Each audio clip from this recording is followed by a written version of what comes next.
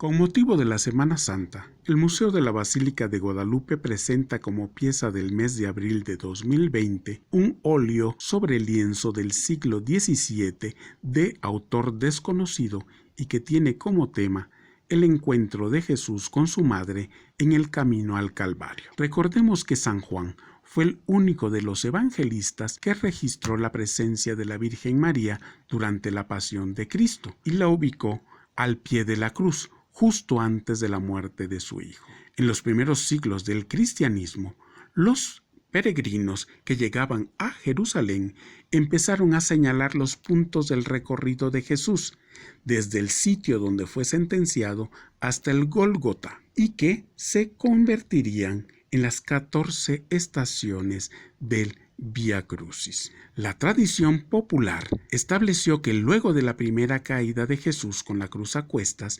divisó entre la multitud a su afligida madre, quien intentó acercársele casi desfalleciente de dolor. Ese instante fue convertido en la 4ª estación del Vía Crucis. Diversos pintores como Rafael Sanzio, del cual en este 2020 se conmemora el 5º centenario de su fallecimiento, plasmaron obras sobre este tema. En el caso de Rafael, una conocida con el nombre de El Pasmo de Sicilia, el cual se conserva en el Museo del Prado en Madrid.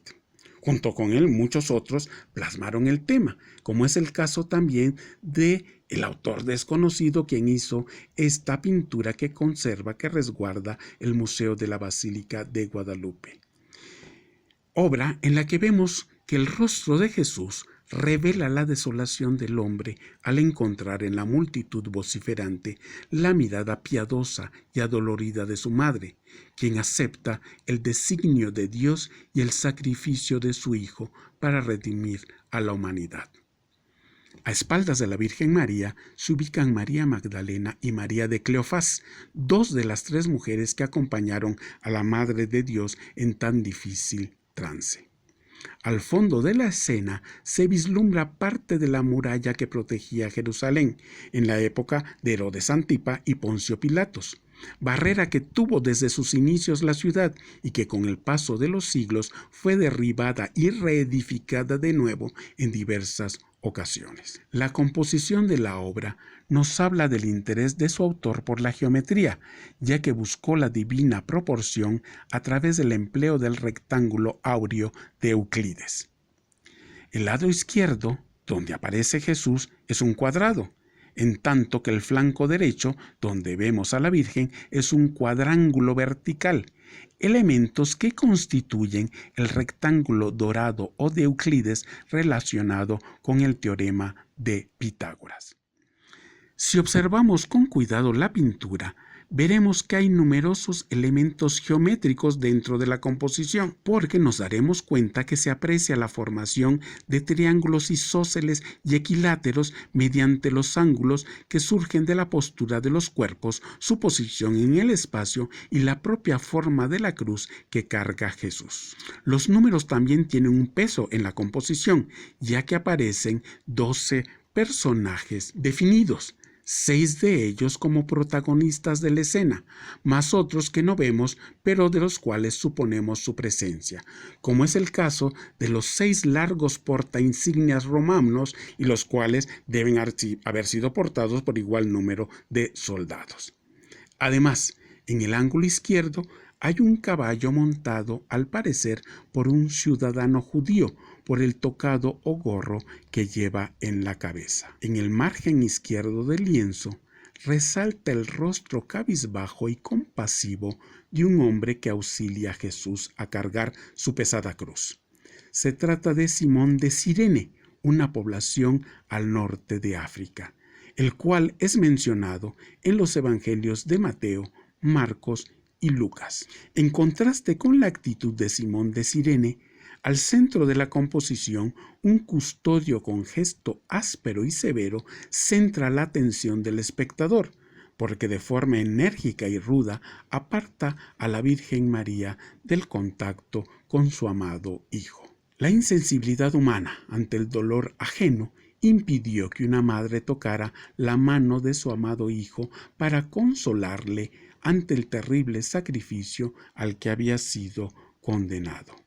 En ese angustioso instante, María debió recordar las palabras que, según San Lucas, pronunció el piadoso Simeón cuando presentaron al pequeño Jesús y que dirigió a ella: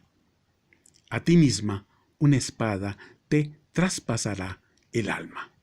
Ese era el momento, el instante que le había predicho Simeón. Por algunos detalles como la destreza en el manejo de la técnica pictórica, la ejecución elegante y refinada de la obra, así como por la sofisticada concepción en la que se reúnen complicados sistemas geométricos y numéricos, es probable que el autor de esta pieza haya sido un pintor europeo y específicamente español, por la impecable y armoniosa factura característica de los artistas de esa nación en el siglo XVII. Finalmente, recordemos que el Papa San Juan Pablo II en 1997 propuso un nuevo Vía Crucis de 15 estaciones, con base exclusivamente en los evangelios.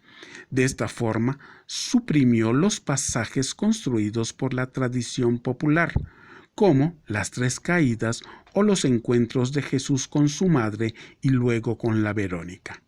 e incluyó la oración en el huerto de Getsemaní, la traición de Judas, la condena del Sanedrín, la negación de Pedro, la presencia de María y Juan al pie de la cruz o la resurrección de Cristo.